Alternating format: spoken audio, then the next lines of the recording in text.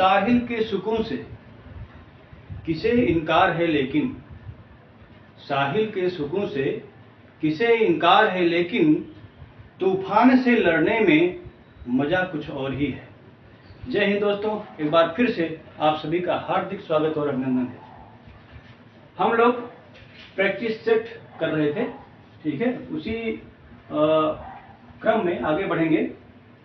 आज हम देखेंगे, हमने जो सेक्शन पढ़ा हुआ है पाषाण काल से ही संबंधित प्रश्नों को हम देख रहे हैं। इसके बाद जैसे जैसे सिलेबस में आगे बढ़ेंगे उससे रिलेटेड प्रश्नों को देखेंगे। आज हमने ये कोशिश की है कि जो पूर्व में आए हुए प्रश्न, जो इम्पोर्टेंट प्रश्न हैं, ठीक है, चाहे वो हायर के हों, जीडीसी के हों, पीजीटी के हों, टीजीटी के हों, जो अच्छे प्रश्न हैं उनको लेने की कोशिश की है। आगे भी हमारी कोशिश यही रहेगी, ठीक है, जिससे कि जो पहले के आए हुए प्रश्न वो भी आंखों के सामने से गुजरते रहे और गलतियां होने की संभावना कम रहे, ठीक है। आइए देखते हैं। पहला प्रश्न है, किस क्षेत्र को भारतीय प्रागैतिहास का टेक्स्ट बुक कहा जाता है? ये जीडीसी में शायद पूछा जा चुका है पहले से। किस क्षेत्र को भारतीय प्रागैतिहास का टेक्स्ट बुक कहा जाता है? 4 ऑप्शन है, बेलन घाटी, मध्य सोन घाटी, कैमूर घाटी और होशंगी, ठीक है। इसका उत्तर है बेलन घाटी। बेलन घाटी को भारतीय प्रागैतिहास का टेक्स्ट बुक कहा जाता है, ठीक। दूसरा प्रश्न देखेंगे, भारतीय उपमहाद्वीप में किस स्थल से सर्वप्रथम होमिनिड जीवाश्म की खोज की गई? इसमें 4 ऑप्शन, दमदमा, सराय नाहर राय, बुरजोम, हथनोरा, ठीक है। सर्वप्रथम होमिनिड जीवाश्म की प्राप्ति कहां से होती है? हथनोरा से। हथनोरा कहाँ है? हथनोरा नर्मदा घाटी में है, ठीक है। अरुण कुमार सोनकिया को हथनोरा से होमिनिड जीवाश्म की प्राप्ति होती है। आगे देखेंगे, हड्डी की मातृ देवी की मूर्ति, ये बहुत ही प्रसिद्ध क्वेश्चन है। इससे रिलेटेड प्रश्न जो है, हड्डी की मातृ देवी की मूर्ति से संबंधित प्रश्न प्रायः पूछे जाते रहते हैं। कभी किस काल से संबंधित है, कभी कहाँ पाया गया, ठीक है। हड्डी की मातृ देवी की मूर्ति किस काल से संबंधित है? इस प्रश्न को हमने यहाँ पे रखा हुआ है। ये भी पहले पूछा जा चुका है इस संदर्भ में कि यह कहाँ से पाया गया, ठीक है। तो उसको थोड़ा सा बदल के हमने यहाँ पे कर दिया है किस काल से संबंधित है। तो यहाँ देखेंगे ऑप्शन, निम्न पूर्व पाषाण काल से, मध्य पूर्व पाषाण काल से, उच्च पूर्व पाषाण काल से और मध्य पाषाण काल से, ठीक है। यहाँ पे 3 ऑप्शन है, इसमें से उत्तर है उच्च पूर्व पाषाण काल से, ठीक है। उच्च पूर्व पाषाण काल से यह जो है हड्डी की मातृ देवी की मूर्ति संबंधित है, ठीक। यह बेलन घाटी के लोहदा नाला से, ठीक है, लोहदा नाला से यह मातृ देवी की मूर्ति पाई गई थी। चौथा प्रश्न देखेंगे, निम्न में से कौन मध्य सोन नदी घाटी का प्राचीनतम जमाव है? हमने पहले भी इस टाइप से चर्चा वीडियोज में की है। जो ये जमाव का जो स्तर है, ठीक है, उसमें क्रम प्रायः पूछ देता है कि सबसे पुराना कौन सा है, सबसे नवीनतम कौन सा है, ठीक है। यहाँ पे प्रश्न उसी संदर्भ में है, निम्न में से मध्य सोन घाटी का प्राचीनतम जमाव कौन सा है, ठीक। 4 ऑप्शन है, पटपरा, बाघोर, सिंहावल और खितौनी। ये चारों जमाव जो है मध्य सोन नदी घाटी से संबंधित हैं। इसका उत्तर है सिंहावल, ठीक है। सिंहावल जो है प्राचीनतम जमाव है, ठीक है। इसका एक फार्मूला है सिप बाखे, आप लोग याद रखिएगा, सिप बाखे। सी से सिंहावल हो गया, प से पटपरा हो गया, बा से बाघोर हो गया और खे से खितौनी हो गया। तो 4 स्तर जो यहाँ पे पाए गए हैं, ठीक है। 4 स्तरों में मान लीजिए प्रश्न पूछ लिया यहाँ पे प्राचीनतम जमाव, तो उत्तर हो गया सिंहावल। अब इसी में पूछ दिया नवीनतम जमाव कौन सा है, तो वहां पे उत्तर क्या हो जाएगा आपका? खितौनी। यहाँ पे इस फार्मूले को याद रखेंगे, इसको अप्लाई भी करेंगे। ठीक है, सिप बाखे, सिप जो है सिंह से जो है ये सिंहावल हो गया, और खेस जो है खेतौनी सबसे नवीनतम हो गया। ठीक है, आगे बढ़ेंगे।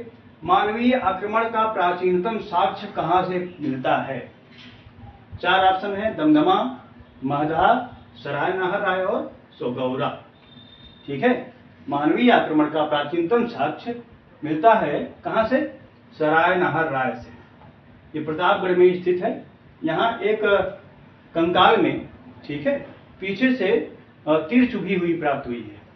ठीक, अगला प्रश्न, प्रागैतिहासिक शब्द का सर्वप्रथम प्रयोग किसने किया? बहुत ही महत्वपूर्ण प्रश्न है। प्रागैतिहासिक शब्द का सर्वप्रथम प्रयोग किसने किया? 4 option, John Lubbock, Daniel Wilson, Primrose और कनिंघम। ठीक, यहाँ इसका उत्तर होगा डेनियल विल्सन। डेनियल विल्सन ने प्रागैतिहास शब्द का सर्वप्रथम प्रयोग किया था। ठीक, कनिंघम यहाँ पे है, तो कनिंघम को भारतीय पुरातत्व विभाग का जनक भी कहते हैं, ये भी फैक्ट याद रखिएगा।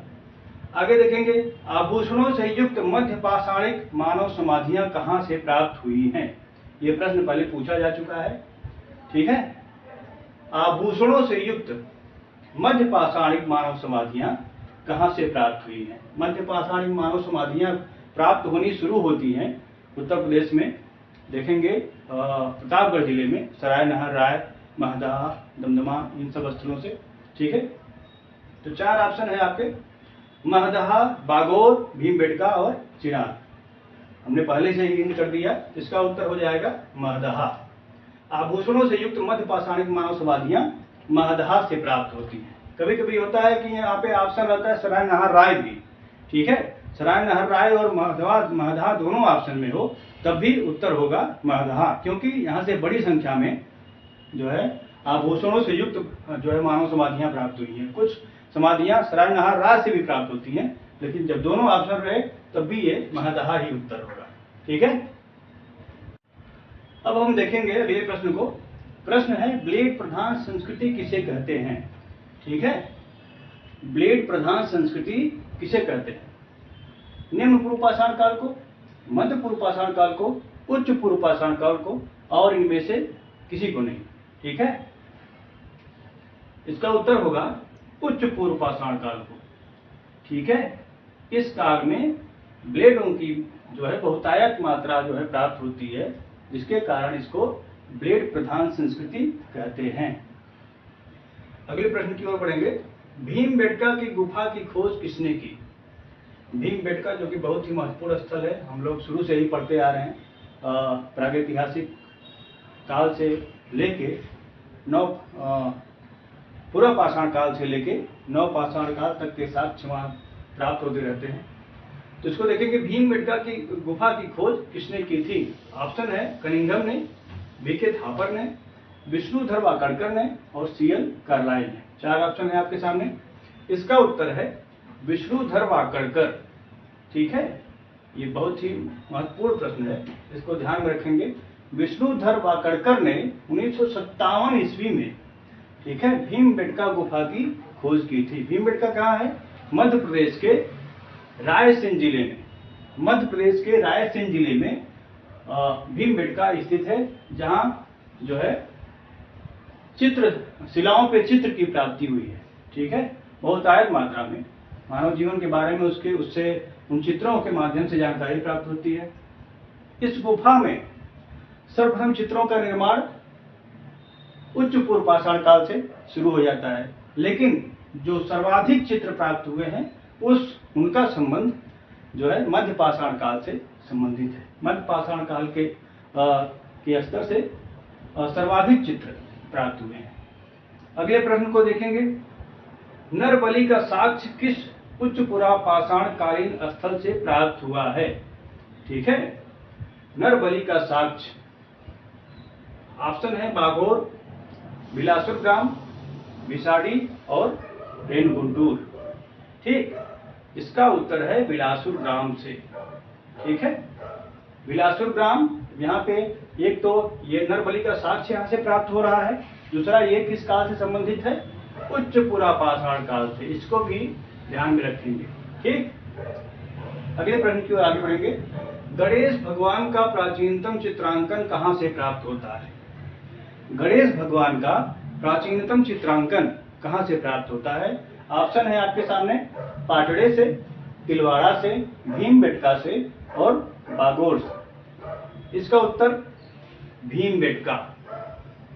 भीमबेटका से जो जहां से कि तमाम तरह के चित्र प्राप्त होते हैं, वहीं से गणेश भगवान का प्राचीनतम चित्रांकन प्राप्त होता है।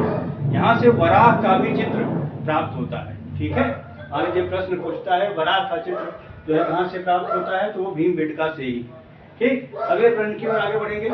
बूतड़खाना का साक्ष्य कहां से प्राप्त होता है? ये प्रश्न पहले भी पूछा जा चुका है, इसको हमने जानबूझ के यहाँ पे रखा है कि आप लोगों का रिवीजन भी होता रहे। बूतड़खाना का साक्ष्य कहां से प्राप्त होता है? ऑप्शन है महदहा, दमदमा, सराय नहरराय और चुपानी मांडो। ठीक, महदहा से, इसका उत्तर महदहा से, जो कि उत्तर प्रदेश के प्रतापगढ़ जिले में स्थित है। महदहा से बूतड़खाना क्षेत्र का साक्ष्य प्राप्त हुआ है। अगला प्रश्न, भारत का सबसे बड़ा मध्य पाषाण कालिक स्थल। ठीक है, मध्य पाषाणिक स्थल जो है भारत का सबसे बड़ा कौन सा है? बागोर, सराय नहरराय, भीमबेटका, लिंगसुगुर। ठीक है, भारत में स्थित मध्यकाल पाषाण काल से संबंधित सबसे बड़ा स्थल कौन सा है? बागोर। ठीक है, बागोर जो है भारत का सबसे बड़ा मध्य पाषाणिक स्थल है। अगले प्रश्न को देखेंगे। आधुनिक मानव होमोसेपियंस का पदार्पण सर्वप्रथम किस काल में होता है? ठीक है, अगर आपने वीडियोस जो पहले अपलोड किए जा चुके हैं उनको ध्यान से देखा होगा तो ये मैक्सिमम क्वेश्चन उसमें से आपको मिल जाएंगे। आधुनिक मानव होमोसेपियंस का पदार्पण सर्वप्रथम किस काल में होता है? ठीक है, निम्न पूर्व पाषाण काल से, मध्य पूर्व पाषाण काल से, उच्च पूर्व पाषाण काल से और नव पाषाण काल से। चार ऑप्शन है आपके सामने, इसका उत्तर है उच्च पूर्व पाषाण। उच्च पूर्व पाषाण काल में ही सर्वप्रथम आधुनिक मानव यानी कि होमोसेपियंस का पदार्पण होता है। ठीक है, तो आगे हम इसी क्रम में आगे बढ़ेंगे। तब तक के लिए धन्यवाद।